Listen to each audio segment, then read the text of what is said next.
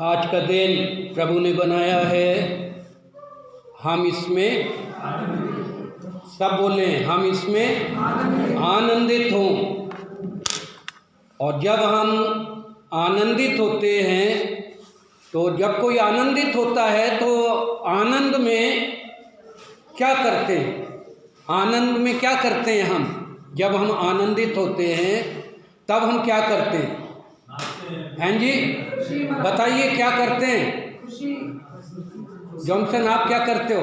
खुशी मनाते हैं? खुशी कैसे मनाते हैं खुशी? बताइए, सब बोलें, कैसे मनाते खुशी? बोलिए। कुछ भी हम करते हैं, खुशी मनाते हैं। आमीन। जब जन्मदिन आता है तो क्या करते? केक काटते, घर सजाते हैं, है ना? अपने खुशी को, अपने आनंद को कोई भी, है ना, हम प्रकट करते हैं। जैसे जब दुख होता है तो दुख को अपने आप दुख प्रकट होता है, रोता है आदमी, है ना, विलाप करता है। लेकिन जब हम आनंदित होते हैं तो हम अपने आनंद को किस प्रकार प्रकट करें? प्रभु यीशु ने कहा, मेरा आनंद तुम में पूरा हो जाए और बना रहे। हालेलुया। आनंद बना रहे तो इसका मतलब हमेशा एक जैसा आत्मिक उन्माद हमारे अंदर होना चाहिए, आत्मिक जोश। परिस्थितियों के अनुसार हमारा विश्वासी जीवन, हमारा मसीही जीवन नहीं होना चाहिए। हालेलुया। परिस्थिति के कैसी भी है, लेकिन जो हमारा भीतरी आनंद है, आत्मिक आनंद, जो आत्मिक अनुभव है, आत्मिक खुशी है, वो हमेशा एक सी है, वो बदलती नहीं है। हालेलुया। गर्मी में भी, बरसात में भी और ठंड में भी, जाड़े में भी, भले ही हम कितने कुकड़ जाएं, है ना, कपकपी आ जाए, लेकिन फिर भी आनंद हमारे अंदर बना रहना चाहिए। Hallelujah, hallelujah. प्रभु का धन्यवाद। हमने गीत गाया ना, ये वाला गीत गाया था अभी, प्रभु का धन्यवाद करूंगा, उसकी संगति में सदा रहूंगा। प्रभु की संगति में, और प्रभु की सहभागिता, प्रभु की संगति हमेशा हमारे साथ है। प्रभु ने वायदा किया, मैं जगत के अंत लो तुम्हारे। मैं एक भेद बताऊं आपको बाइबल समझने का। परमेश्वर की भाषा और हमारी भाषा फर्क है, समझ गए? हमारी अंडरस्टैंडिंग, हमारी समझ और परमेश्वर की जो समझ है वो फर्क है। कई बार क्या होता है, मैंने अधिकतर देखा अपने जीवन में, मैं बहुत से लोगों से जब बात करता हूँ, सामान्य बात भी वो लोग नहीं समझ पाते। कुछ लोग उल्टा समझ जाते हैं, ज़्यादा समझ जाते हैं, कुछ लोग कुछ भी नहीं समझ पाते, है ना। हमारे साथ ऐसा होता है, जो हम बोलते हैं, जो भाषा हम इस्तेमाल करते हैं हमेशा, कभी भी वो ज़रूरी नहीं है कि सामने वाला वैसा ही समझ जाए। ये एक बहुत बड़ी भेद की बात है, इसे हमें समझना है। और जब परमेश्वर ने जो कुछ भी बोला है, परमेश्वर हमसे जो कुछ भी बोलना चाहता है, बात करना चाहता है, हमें समझाना चाहता है, परमेश्वर ने हमें क्या दे दिया? अपनी तमाम, परमेश्वर ने अपने हृदय, अपने मन, अपने भीतर की तमाम बातों को बाइबल के आधार पर, बाइबल के द्वारा, अपने वचन के द्वारा हमें दे दिया है। अब बाइबल में परमेश्वर जब ये कहता है कि यीशु ने ये कहा कि मैं तुम्हारे साथ हूँ, जीवन के अंत तक मैं तुम्हारे साथ हूँ। हालेलुया। तो इसका क्या मतलब है? देखिए, एक बहुत बड़ा भेद है। और बिल्कुल साधारण बातों शब्दों में समझा दूं। अब्राहम से परमेश्वर ने क्या प्रतिज्ञा की थी? उत्पत्ति 17 अध्याय में, मैं तेरे साथ तेरा परमेश्वर हूं और पीढ़ी से पीढ़ी तक मैं तेरा परमेश्वर हूं। तेरे बाद तेरी तमाम संतानों के लिए भी मैं ऐसा ही रहूंगा। और फिर बाद में आने वाले लोग अब्राहम की संतान क्या कहने लगे? बाइबल में लिखा है, अब्राहम, इज़ाक और याकूब का परमेश्वर। हालेलुया। परमेश्वर ने क्या वायदा किया था? प्रतिज्ञा बांधी थी, वाचा बांधी थी। परमेश्वर वाचा बांध रहा है, मैं तेरे साथ रहूंगा, मैं तेरा परमेश्वर ठहरूंगा। फिर प्रभु यीशु मसीह ने मरियम से क्या कहा जब यीशु जी उठा?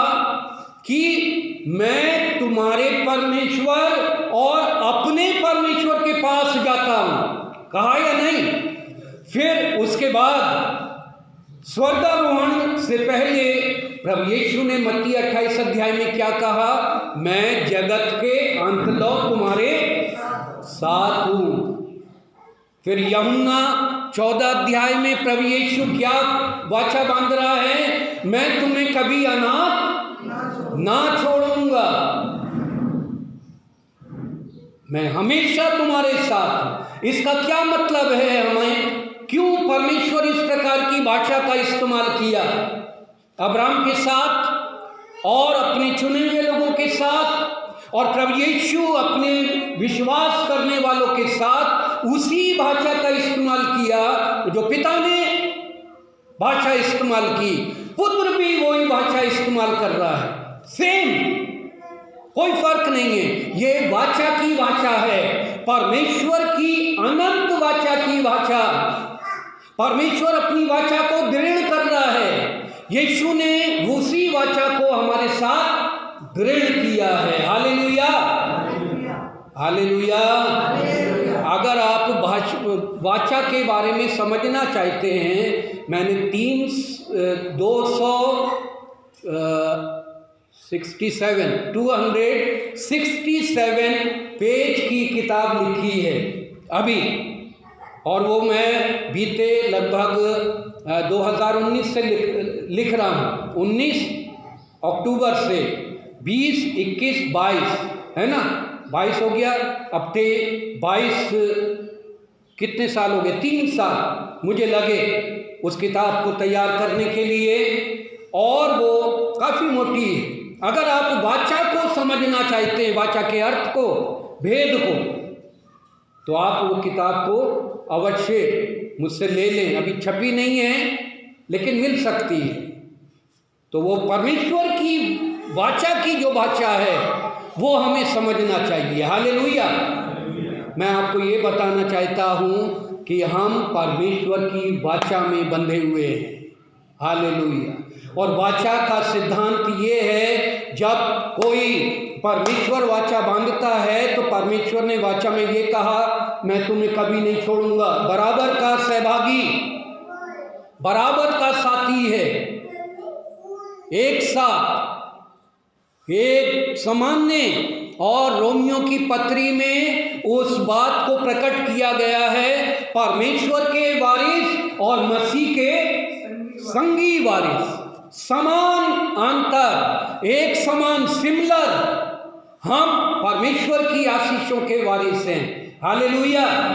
जब आपके अंदर ये विचार आते हैं, इस प्रकार के विचार आएंगे, तो आप उत्साहित होंगे अपने भीतर। जब आप अकेले होंगे तो ये बातें, परमेश्वर की ये वचन की ये बातें जब हमारे अंदर हमें स्मरण आएंगी, तो हम अपने आप में, भले ही अकेले हों, थकित हों, परिश्रम कर रहे हैं, यात्रा में हैं, कैसी भी स्थिति में हैं, कमी गति में हैं, दुर्बलता में हैं, बीमारी में हैं, जब ये बातें, परमेश्वर की भाषा की बातें हमारे भीतर दोहराई जाएंगी, हमें स्मरण आएंगी, हम अपने आप में बलवंत हो जाएंगे। आमीन। तो हमारे ऊपर कोई भी परिस्थिति हावी नहीं होगी।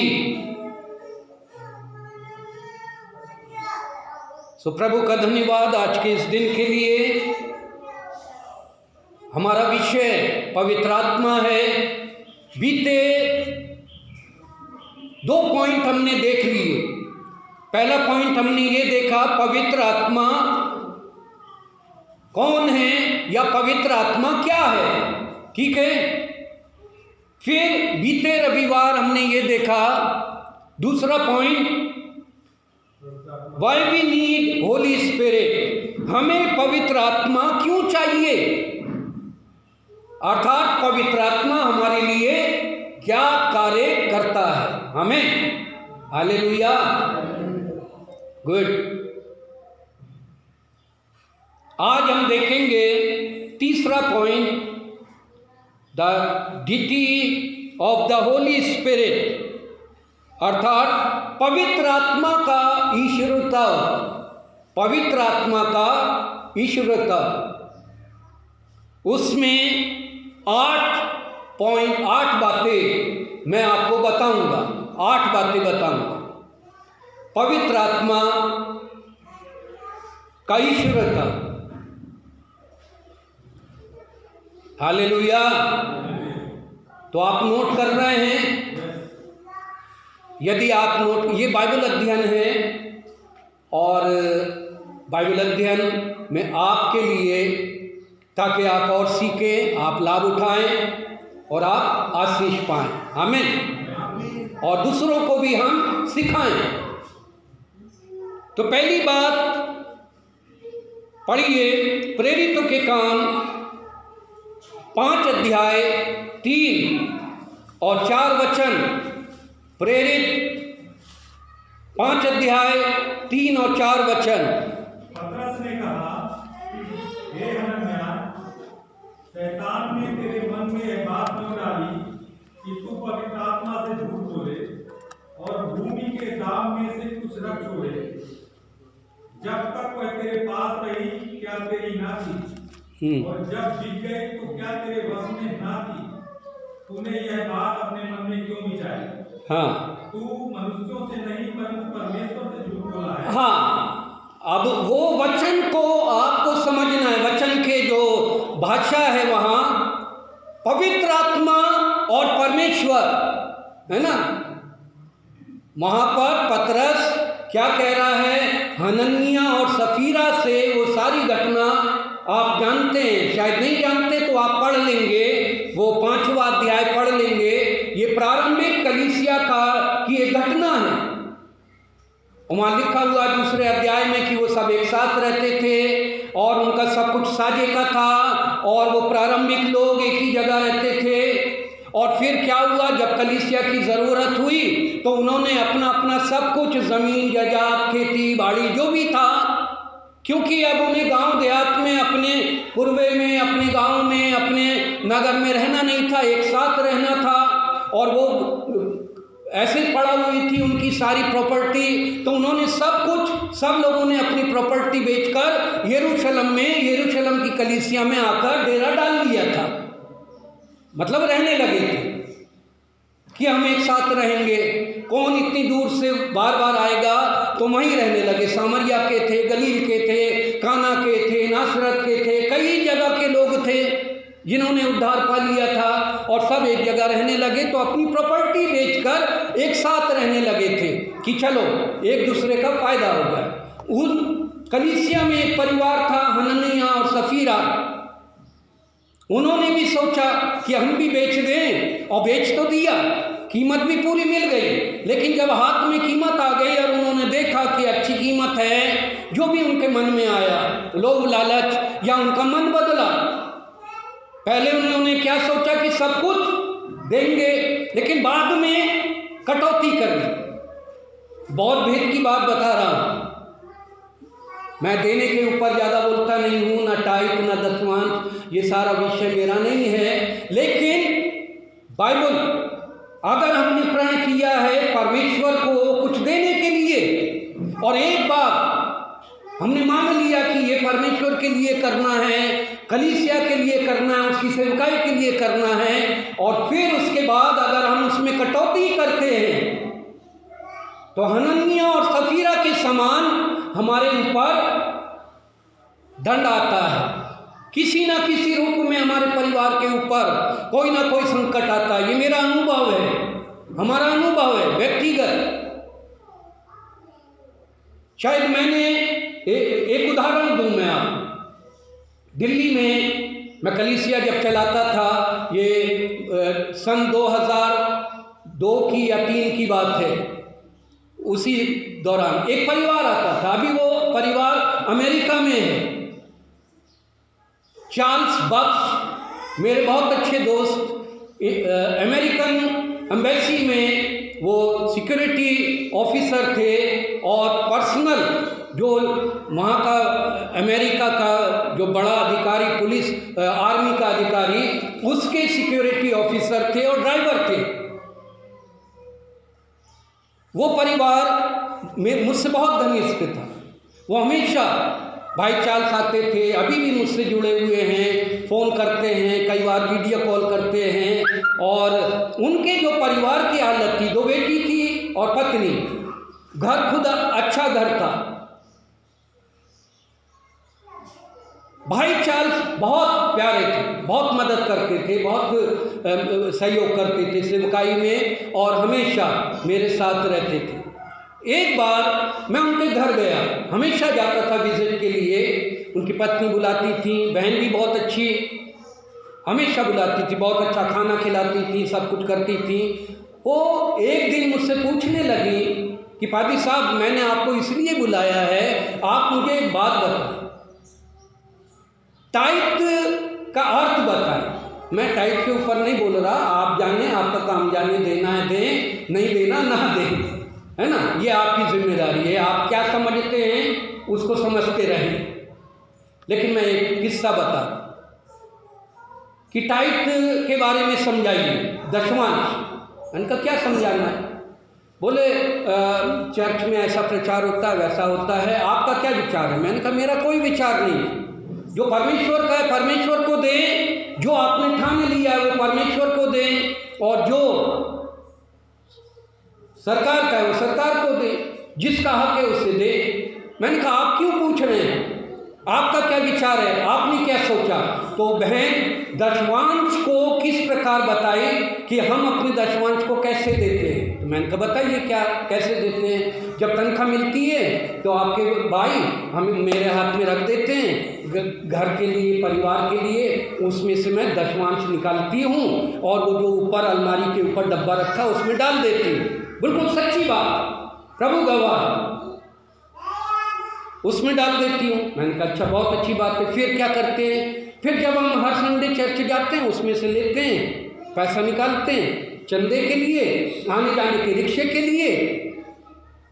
और कोई पादरी आ जाते हैं घूमते फिरते तो उनको 50 रुपये, 25 रुपये, 100 रुपये दे देते हैं, उसी में से निकाल के ये हमारा टाइट है। मैंने कहा ठीक है, अगर ऐसा करते हैं वो आपकी सोच है। बोले नहीं, आप हमें टाइट के बारे में शिक्षा। मैंने कहा अभी नहीं दूंगा, बाद में। तो इस प्रकार की विचारधारा वो बहन की थी, आज भी है। और आज उनके परिवार की स्थिति ऐसी है कि बिल्कुल भी शांति नहीं है। अमेरिका चले गए, भारत छोड़कर अमेरिका गए, स्वर्ग समझ के कि स्वर्ग है अमेरिका, वहाँ भारत से भी भयानक नरक का जीवन जी रहे हैं उनका परिवार। वो भाई मुझे फ़ोन करते हैं, रोते हैं, और अभी उनकी उम्र लगभग 70 साल की हो गई है। यहाँ पर सिक्योरिटी गार्ड थे, वहाँ पर एक हॉस्पिटल में एक डिस्पेंसरी के सामने वो घंटों के हिसाब से चौकीदारी कर रहे हैं। यहाँ का घर बिक गया, यहाँ की गाड़ी बिक गई, सारी प्रॉपर्टी चली गई, वहाँ किराए पर रह रहे हैं अमेरिका में।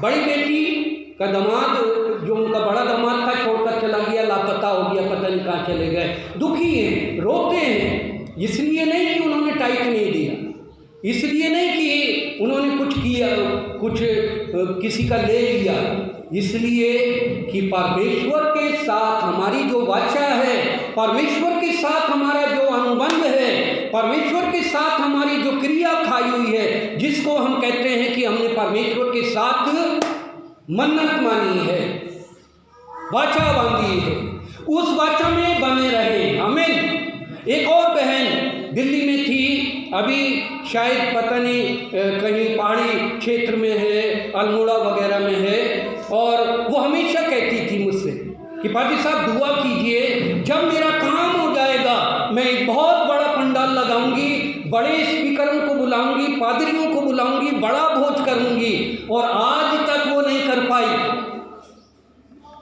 मैं ये बातें क्यों कह रहा हूँ? कई बार बहुत से लोगों को आप सुनेंगे या बहुत से लोग कहते हुए होंगे, पादी साहब प्रार्थना कीजिए, हमारे लिए दुआ कीजिए, हमने ऐसा सोचा है, ऐसा करेंगे। मैं आपसे कहता हूँ कि इस प्रकार से कभी भी ना बोले। हालेलुया। परमेश्वर मुफ्त में आपका काम करता है। परमेश्वर को कोई कमीशन नहीं चाहिए, परमेश्वर को कोई टैक्स नहीं चाहिए, परमेश्वर को आपसे कोई वायदा नहीं चाहिए। परमेश्वर से उसने जो वायदा किया है उस वायदे में परमेश्वर हमें बनाए रखना चाहता है। आमीन। परमेश्वर चाहता है कि हम उन वायदों में बने रहें जो वायदे परमेश्वर ने हमसे किए। अलग से परमेश्वर ये नहीं चाहता कि हम उससे वायदा करें, क्योंकि मनुष्य लिखा है, परमेश्वर मनुष्य नहीं कि झूठ बोले, लेकिन मनुष्य है वो झूठ बोलेगा। मतलब झूठ बोलने का मतलब क्या है? मुकर जाएगा, भूल जाएगा, बिसरा देगा, भ्रमित हो जाएगा। यह है झूठ बोलना। वहां पर उसका अर्थ ये नहीं है कि ठग लेगा, कहीं ना कहीं आजमाइश में पड़ जाएगा। पतरस ने क्या कहा था? मैं तुझे कभी नहीं छोड़ूंगा, तेरे बदले में मैं मर जाऊंगा, तेरे बदले मैं क्रूस पर चढ़ जाऊंगा। लेकिन जब मौका आया, पतरस ने 3 बार इनकार कर दिया, मैं नहीं जानता। तो परिस्थिति, मैंने प्रारंभ में कहा, परिस्थिति को अपने ऊपर हावी ना होने दें। और दूसरी बात, अगर वायदा करें तो बहुत सोच समझ कर करें। अगर परमेश्वर के लिए हम वायदा करते हैं तो वो एक वाचा के अंतर्गत आ जाता है, और वाचा अगर टूटती है तो बहुत मुश्किल हो जाती है। हनन्याह और सफीरा ने यही किया, और नतीजा क्या हुआ? दोनों मर गए। और वहां पर जो मैंने आपको बताया, पवित्र आत्मा का ईश्वर होता। पतरस वहां क्या कह रहा है? तुमने पवित्र आत्मा से और परमेश्वर से क्यों झूठ बोला?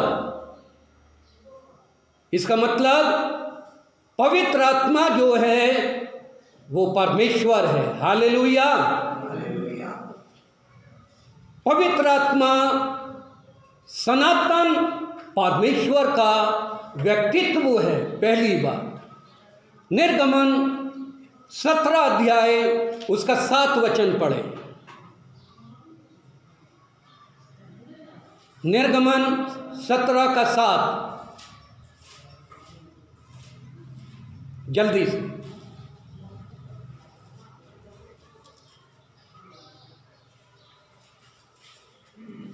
मिला?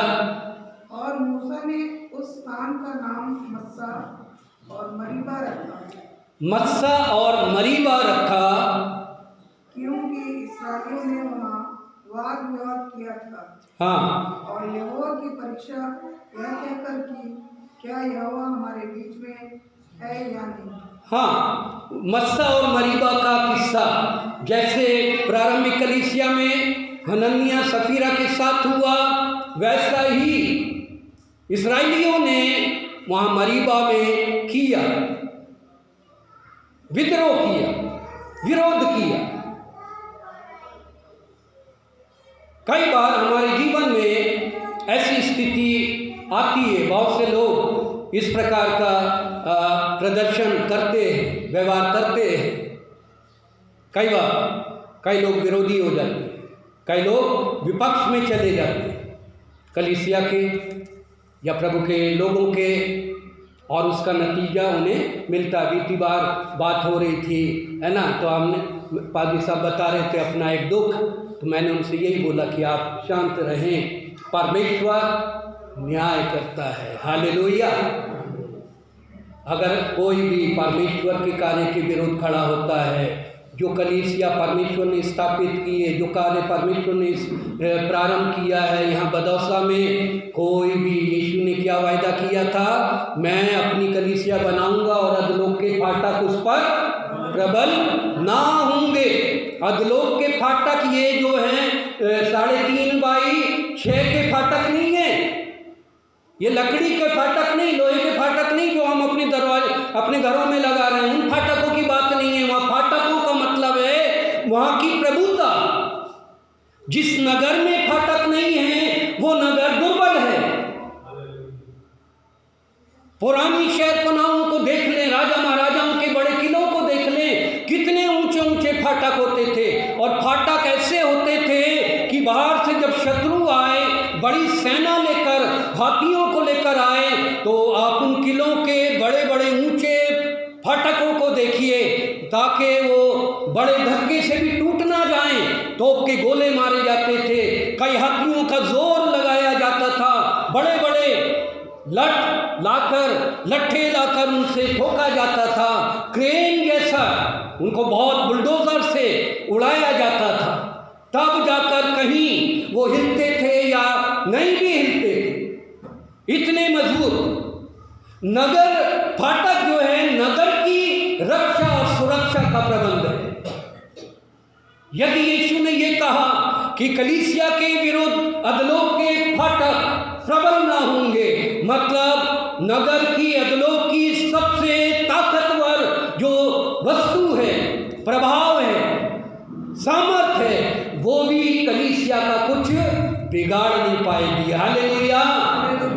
मैं इमारत की बात नहीं कर रहा हूँ, मैं स्वर्ग राज्य की बात कर रहा हूँ, कलीसिया की बात कर रहा हूँ, जिसको मसीह ने स्थापित किया है। तो पवित्र आत्मा, पहला पॉइंट इसमें ये, पवित्र आत्मा सनातन परमेश्वर कहलाता है। अगर आप पवित्र आत्मा को ऐसे ही हवा ना समझे, मामूली ना समझे, परमेश्वर त्रिएक है और परमेश्वर ने अपने आप को त्रिएकता के सिद्धांत के आधार पर प्रकट किया, पिता के रूप में, पुत्र के रूप में और पवित्र आत्मा के रूप में। पवित्र आत्मा परमेश्वर का व्यक्तित्व है, परमेश्वर। दूसरा पॉइंट, भजन संहिता 139 7वां वचन पढ़िए। मैं तेरे आत्मा से भाग कर किधर जाऊं, वह तेरे सामने से किधर भागूं। हाँ, यदि मैं आकाश पर चढ़ूं तो तू वहाँ है, और यदि मैं अपना बिछौना अधोलोक में बिछाऊं तो वहाँ भी तू है। ठीक है। पहला कुरिन्थी 12:13 पढ़िए। उसको भजन संहिता 139:7 याद रखिएगा कि मैं कहाँ जाऊं, कहाँ छुपूं, हर जगह तू है। अब उसके बाद पहला कुरिन्थी 12:13 पढ़िए।